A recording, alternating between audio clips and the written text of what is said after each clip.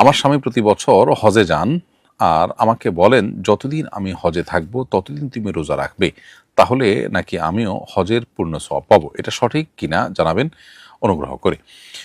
প্রিয় বোন, আপনার স্বামী যে কথাটি বলছেন এটি ভুল কথা। আপনার স্বামী যতদিন হজে থাকবেন ততদিন আপনি রোজা রাখলে আপনি হজের সওয়াব পাবেন, এই মর্মে কোনো কথা কোরআন বা হাদিসে কোথাও বর্ণিত হয়নি। তবে আপনি যদি নফল রোজা রেখে থাকেন, বিশেষ করে জিলহজের প্রথম 9 দিন নফল রোজা রাখার এমনি নির্দেশিত। এর বাইরে পুরো সময় জুড়ে আপনি নিষিদ্ধ দিনগুলো ছাড়া, অর্থাৎ ঈদের দিনগুলো ছাড়া বাকি দিনগুলো যদি রোজা রাখেন, তাহলে রোজার সওয়াব আপনি পাবেন ইনশাআল্লাহ। কিন্তু এর ফলে হজের সওয়াব পাবেন বলে কোনো কথা কোরআন বা হাদিসে বর্ণিত হয়নি। এরপরে প্রশ্ন হলো, হজে গিয়ে ভুলবশত একাধিক ওয়াজিব কিংবা ফরজ তরক করে ফেললে তখন করণীয় কি?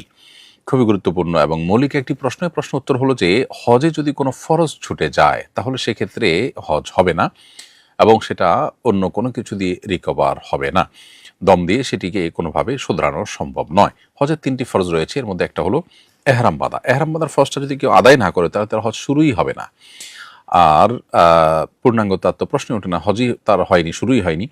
আর দ্বিতীয় ফরজ হলো আরাফায় অবস্থান করা। এটি যদি ছুটে যায় তাহলে তাকে সে হজ আবার আদায় করতে হবে এবং সে হজ হবে না যদি আরাফাতটা মিস হয়ে যায়, তার অবস্থান করাটা কোনোভাবে আরাফায় যদি যেতে না পারেন ওই দিনটাতে, অর্থাৎ 9 জিলহজে।